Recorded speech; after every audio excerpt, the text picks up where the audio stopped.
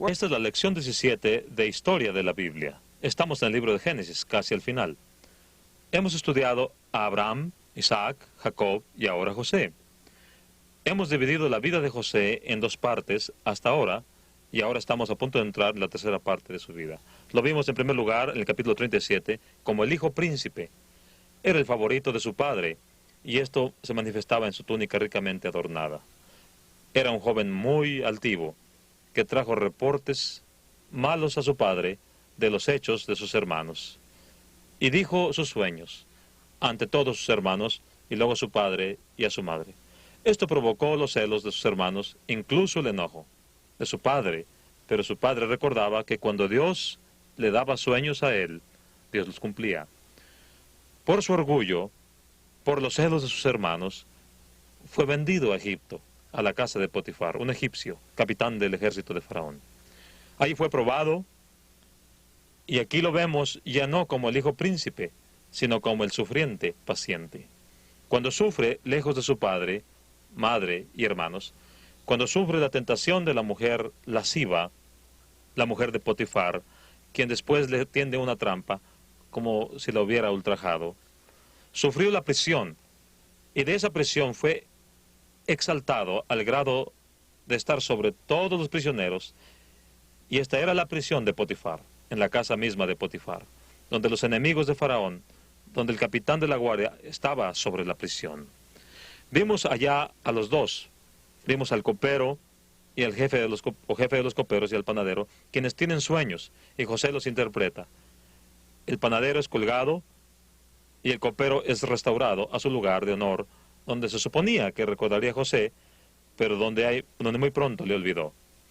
Vimos a José, sin embargo, recordado el tiempo en que Faraón tuvo sueños, y viene a la casa de Faraón e interpreta el sueño doble de Faraón, que es uno solo, que habría 7 años de abundancia seguidos de 7 años de hambre, y da a Faraón un buen consejo, que consiga un hombre, le da un buen consejo, que consiga un hombre prudente y sabio, y que se ha puesto sobre todo el acopio del alimento, de las cosechas, durante los 7 años buenos, para que en los 7 años de hambre haya pan, no solo en Egipto, sino en toda la tierra. Al final de este consejo, Faraón le dijo: ¿podremos acaso, a sus hombres les dice, a su corte, a sus oficiales, ¿podremos acaso hallar un hombre tan sabio y prudente como este? Un hombre que evidentemente tiene el poder divino, ya que Dios es el único que puede interpretar los sueños, y Faraón, es decir, José ha interpretado los sueños de Faraón. Faraón concluye, por lo tanto, que José tiene el poder de Dios en su vida. Y así José llega a ser el primer ministro, y ese es el tercer acto en la obra de la vida de José. Fue, en primer lugar, el hijo príncipe, enseguida el paciente sufridor, y ahora el soberano proveedor. El segundo hombre más poderoso del mundo, realmente el que gobierna al mundo, por lo que hace como mayordomo de todo lo que el faraón posee. Incrementará los bienes de Faraón hasta que éste se convierte en el hombre más rico y poderoso de todo el mundo. Y José es el administrador de su reino. Vaya a Génesis capítulo 41. Empecemos en el versículo 17, saltándonos un poco aquí, porque necesitamos ver la decisión de Faraón de que José sea el hombre que él mismo ha descrito, el sabio y prudente. Así que en el capítulo 41, versículo 37, empiece a leer conmigo y lo veremos nombrado primer ministro. El asunto pareció bien a Faraón y a sus siervos. Y dijo Faraón a sus siervos: ¿acaso hallaremos otro hombre como este, en quien esté el Espíritu de Dios? Y dijo Faraón a José: pues que Dios te ha hecho saber todo esto, no hay entendido ni sabio como tú. Tú estarás sobre mi casa, y por tu palabra se gobernará todo mi pueblo. Solamente en el trono seré yo mayor que tú. Así que aquí Faraón escoge a José para regir sobre toda la tierra de Egipto, y va a terminar estando sobre todo el mundo en realidad, porque todo mundo vendrá tendrá que venir a Egipto a comprar grano. Ve el versículo 41. Dijo además Faraón a José: he aquí yo te he puesto sobre toda la tierra de Egipto. He ahí el nombramiento. Entonces Faraón quitó su anillo de su mano y lo puso en la mano de José. Eso hace los tratados. Eso hace las leyes. Los sellos de ese anillo, puesto en cualquier documento, establece la ley y el orden en Egipto. Faraón da a José la llave de la casa grande. Él es el legislador. Él es el que hace los tratados. Tomará las decisiones que afectarán a Egipto y a todo el mundo. Y luego le pone las ropas reales. Y lo hizo vestir de ropas de lino finísimo. Y puso un collar de oro en su cuello. Y lo hizo subir en su segundo carro. Y pregonaron delante de él: doblad la rodilla. Y lo puso sobre toda la tierra de Egipto. Usa el anillo de Faraón, usa la ropa de Faraón, viaja en el segundo carro. Todos hacen valla ante él. Él es el primer ministro de todo el país de Egipto. Pero Faraón aún no acaba de hablar con él. Versículo 44. Y dijo Faraón a José: yo soy Faraón, y sin ti ninguno alzará su mano ni su pie en toda la tierra de Egipto. Y llamó Faraón el nombre de José Safnat Panea. Lo investigué, y lo mejor que pude hallar es que significa: el rey dice que vivirá. Así que dio a José el derecho de decidir quién debe vivir y quién debe morir. Hace a José rey sobre toda la vida en la tierra de Egipto por su nombre. Y le dio por mujer a Senat, hija de Potífera, sacerdote de On. Y salió José por toda la tierra de Egipto. Así que a José se le da una nueva posición: primer ministro. Se le da autoridad con el anillo, se le realeza con las ropas que usa, se le da el segundo lugar de todo el reino en el carruaje que usa, se le da la obediencia de todo el pueblo cuando se inclinan a su paso en su carro, se le da el derecho de dónde se sienta cada uno, de dónde se para cada uno, de dónde camina cada uno, y se le da un nombre nuevo que indica que es rey de la tierra y que determina quién vive y quién no vive. Se le da una esposa y sale a toda la tierra de Egipto. ¿Y qué edad tiene? Versículo 46. Era José de edad de 30 años cuando fue presentado delante de Faraón, rey de Egipto. ¿Cuántos años tenía cuando dejó su familia? 17 años. Durante 13 años ha sido el sufridor paciente en la casa de Potifar y en la prisión de Potifar. Gobernó la casa de Potifar, la prisión de Potifar, gobernó el reino de Faraón. Es quien está a cargo. Donde quiera que José está a cargo de todo. Y salió José de delante de Faraón y recorrió toda la tierra de Egipto. En aquellos 7 años de abundancia la tierra produjo a montones. Y él reunió todo el alimento de los 7 años, de abundancia que hubo en la tierra de Egipto, y guardó alimento en las ciudades, poniendo en cada ciudad el alimento del campo en sus alrededores. Recogió José trigo como arena del mar, mucho en extremo, hasta que no poderse contar, porque no tenía número. Es muy buen mayordomo. Le gustaría mantener la contabilidad de todo lo que hay, pero hubo tanto grano que no pudo mantener el conteo. He aquí un punto interesante. Es que cuando hicieron muchas excavaciones, los arqueólogos en Egipto encontraron muchos silos cavados en la tierra, algunos de los cuales aún contenían grano. Los que José había cavado, los que él había cavado para almacenar este grano en los grandes años de abundancia en la tierra de Egipto. No los construyeron hacia arriba, no había necesidad. Ese territorio seco, solo cavaron hoyos en la tierra y almacenaron allí para los años de hambre. En el versículo 50, el hambre comienza. Bueno, había empezado mucho antes. En el versículo 50 tiene 2 hijos. Y nacieron a José 2 hijos antes que viniese el primer año de hambre, los cuales les dio a luz a Senat, hija de Potífera. Y llamó José al nombre del primogénito Manasés, porque dijo: Dios me hizo olvidar todo mi trabajo y toda la casa de mi padre. toda mi aflicción. Ha encontrado el olvido en su trabajo y en su familia. Las dos cosas que son más importantes para cualquier hombre: trabajo para hacer y familia para honrar. Y llamó el nombre del segundo Efraín, que significa fructífero, porque dijo: Dios me hizo fructificar en la tierra de mi aflicción. Así que ahora José ha hallado consuelo en el trabajo que hace para Faraón y en los hijos que ahora tiene. Incluso está olvidando la profunda tristeza que había sentido durante 13 años, por 13 años que ha estado lejos de su padre y sus hermanos. Ahora el versículo 53, el hambre comienza. Así se cumplieron los 7 años de abundancia que hubo en la tierra de Egipto, y comenzaron a venir los 7 años de hambre en todos los países. Mas en toda la tierra de Egipto había pan. Los otros países no se prepararon. Dios envió a José a Egipto para que hubiera alimento para Jacob y toda su familia en este tiempo de hambre. Cuando se sintió el hambre en toda la tierra de Egipto, el pueblo clamó a Faraón por pan. Versículo 55.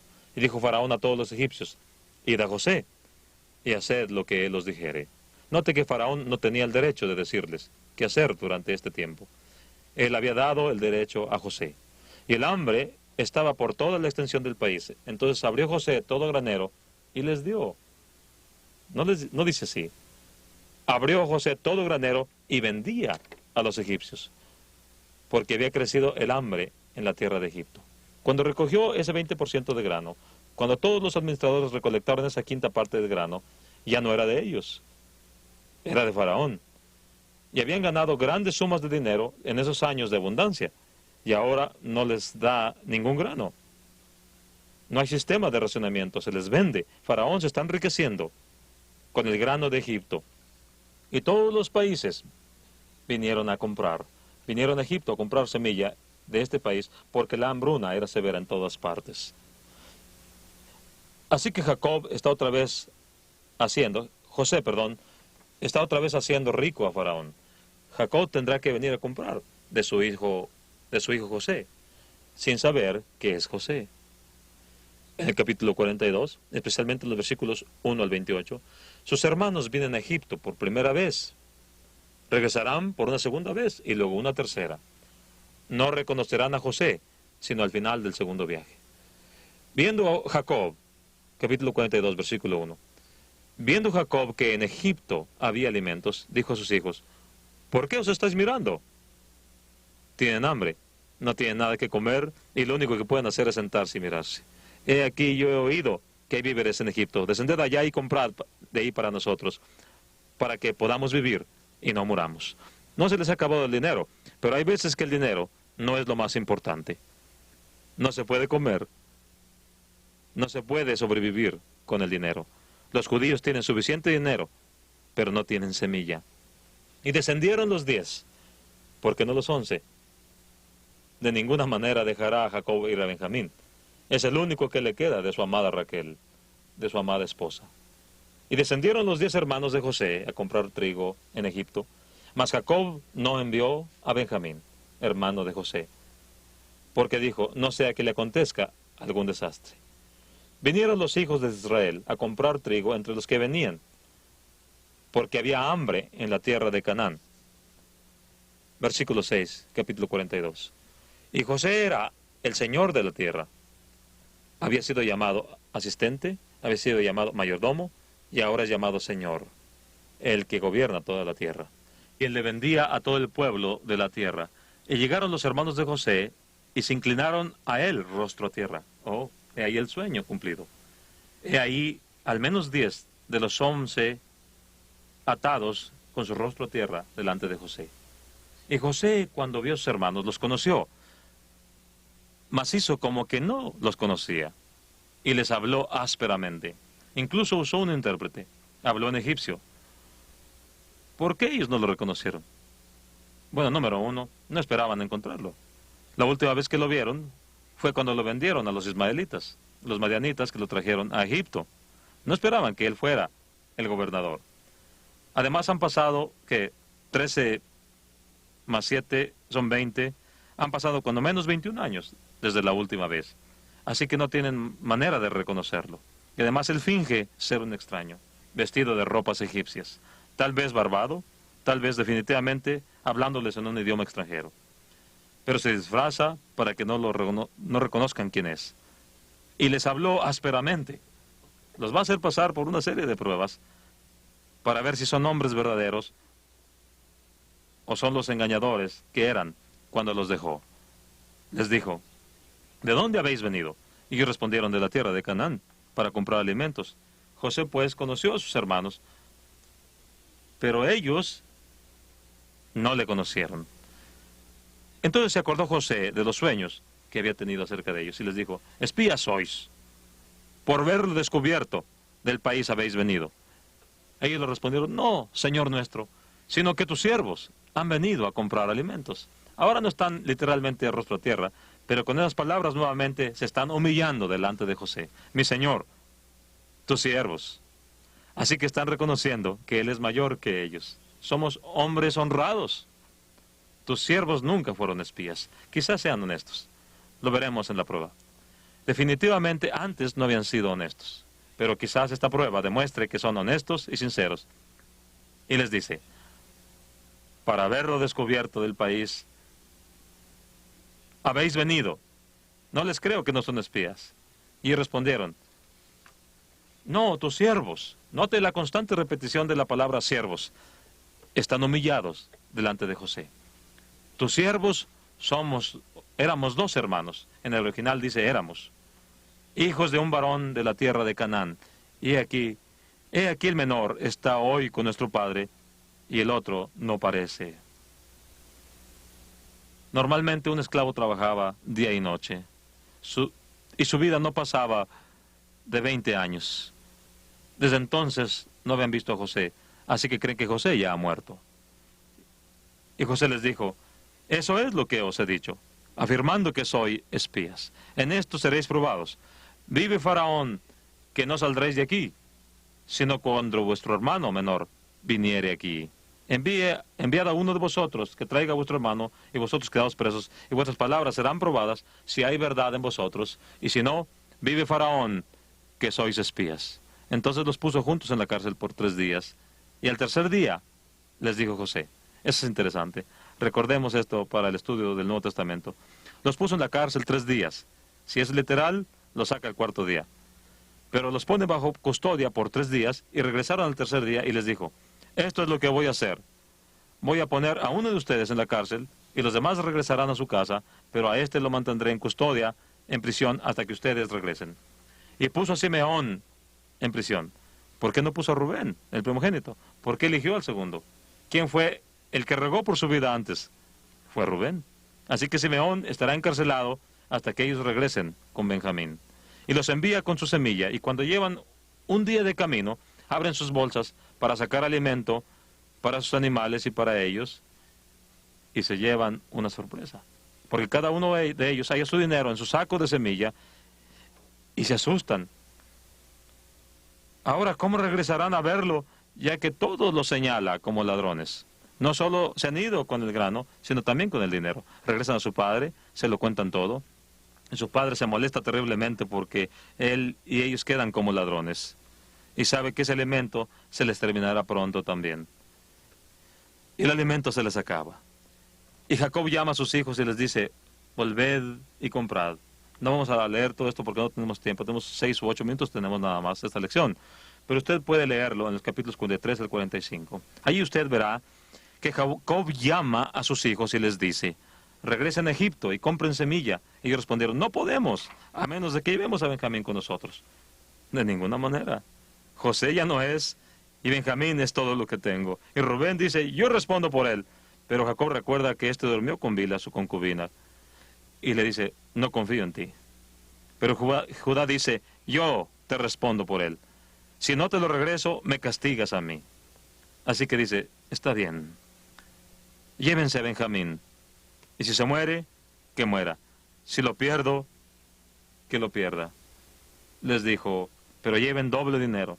Tomen el dinero que había en sus sacos más el dinero del nuevo alimento, y lleven un presente, y ruéguenle al Señor de la tierra por mí. Regresan a José, y José los reconoce naturalmente, y les da trigo, y les da de comer, y un lugar para que se laven, y les dijo, vamos a comer esta noche. Cuando el mayordomo viene, le dicen, encontramos este dinero en nuestros sacos y queremos que sepas que no somos ladrones. El mayordomo dice, yo recibí el dinero. Les miente. Yo recibí el dinero, no se preocupen. Fueron delante de José, y José come aquí, ellos comen acá, aparte de los egipcios, aparte porque es abominación para un egipcio comer con pastores. No comen con José porque es pastor, no comen con sus hermanos porque son pastores, así que comen allá solos. Faraón sí come con José, lo cual nuevamente indica que no es egipcio. Un extranjero gobierna Egipto en ese momento. José alinea a los hermanos por orden de nacimiento, desde Rubén hasta que llega a Benjamín. Y ellos se preguntan, ¿cómo conoce el orden de nacimiento? Y les da el alimento de su mesa. A Benjamín le da 5 veces más que a cualquiera. Los está probando para ver si aún tienen celos en contra del favorito de su padre, Benjamín, como lo tuvieron en su contra, cuando él era el favorito de su padre. Se termina la comida y les pone grano en sus sacos y da órdenes. Pongan el dinero en sus sacos y pongan mi copa de plata en el saco de Benjamín. Aún no salían de la ciudad cuando José envía al ejército a perseguirlos y les dice, regresen al que tiene mi copa de plata. Los hermanos dicen, nosotros no robamos la copa. En quien hallares tu copa, si ahí es la copa en alguno de nosotros, seremos tus esclavos para siempre. Buscaron esos sacos y hallaron la copa en el de Benjamín. Todos regresan, ruegan por la vida de Benjamín. Dicen, todos seremos esclavos. O Judá dice, déjame ser tu esclavo, pero deja que Benjamín regrese, porque yo juré a mi padre que él regresaría, y no quiero provocar que la cabeza blanca de mi padre baje al Seol en angustia. José ya no puede soportar. Hace que todos los egipcios salgan. Se quita su túnica exterior y parado delante de sus hermanos, les dice, yo soy José, vuestro hermano. Ellos se van hacia atrás, no lo creen. Les dice, vengan acá, soy José, su hermano, a quienes vendieron a Egipto.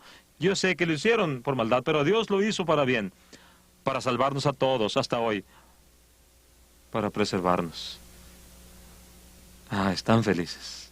Lloran naturalmente, pero son lágrimas de gozo y no lágrimas de tristeza. Así que va Faraón y le dice, estos son mis hermanos. Y Faraón le da carros y en ellos, porque pone lo mejor de Egipto y suficiente grano para sustentar a los 35 que han de regresar a Egipto, y se llevan los carros y regresan a la casa, y llegan a su padre y le dicen a su padre, José está vivo, es el primer ministro con quien hemos estado hablando todo este tiempo. Jacob no les cree. ¿Por qué? Porque he estado creyendo esta mentira todos estos años. Y cuando usted cree una mentira por tanto tiempo, deja tal cicatriz en el corazón que no permite que la verdad salga a flote. Pero Jacob mira todos estos carros cargados de todas las cosas de Egipto y recuerda que Dios le ha prometido estar con él para siempre y preservarlo.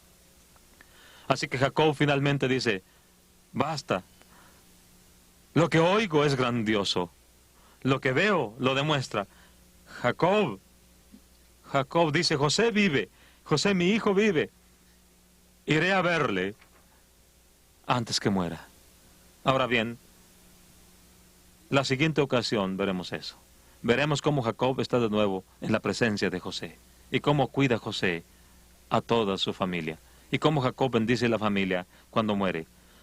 Pero quiero que pasemos uno o dos minutos meditando otra vez en la providencia divina. Recuerde usted la última vez que hablamos de cuando se teje una alfombra. Hablemos de los diferentes hilos que hay en esta alfombra. Las diferentes cosas que Dios usó para preservar la simiente, no solo en Canaán, sino ahora en Egipto, para que algún día la simiente de la mujer viniera a herir la cabeza de la serpiente. Lo primero que usó fue a un padre necio, un padre que abiertamente manifestaba que amaba a José más que a los demás hijos. El segundo hilo que usó fue un hijo altivo que no solo informaba acerca de sus hermanos, sino que se jactaba de los sueños que probaban que él era superior. El tercer hilo que usó fue unos hermanos rencorosos, cuando ellos en su odio querían matarle. El cuarto hilo que usó fue la caravana madianita. Ellos llegaron justo a tiempo, al tiempo exacto, para tomar a José, al lugar exacto, para venderle al hombre exacto para hacerlo. El quinto fue el amo egipcio, que era hombre honesto, y puso a José en su casa, y le bendijo, porque José le hizo bien. El sexto hilo fue una mujer lujuriosa, enloquecida, y sin ella José no hubiera caído en la prisión exacta. El séptimo hilo es el buen jefe de la cárcel, quien puso a José a cargo de todos los prisioneros que allí estaban. El octavo fue el copero olvidadizo. Si Dios hubiera escogido a un copero con buena memoria, no habría hecho todas las cosas a su manera. Luego un faraón honesto, el noveno hilo. Este faraón pudo poner a un pastor sobre todas las cosas de Egipto. Y finalmente, y esto es lo más maravilloso, están los hermanos arrepentidos. Los hermanos empezaron actuando con sus celos y terminaron actuando con su amor, no solo para con José, sino especialmente con su padre. Dios usa herramientas raras, usa hilos extraños para hacer la más preciosa alfombra, para completar, traer providencialmente y preservar la simiente. Quiera Dios usarnos en todas nuestras rarezas para llevar a cabo su maravilloso plan. Hasta la próxima.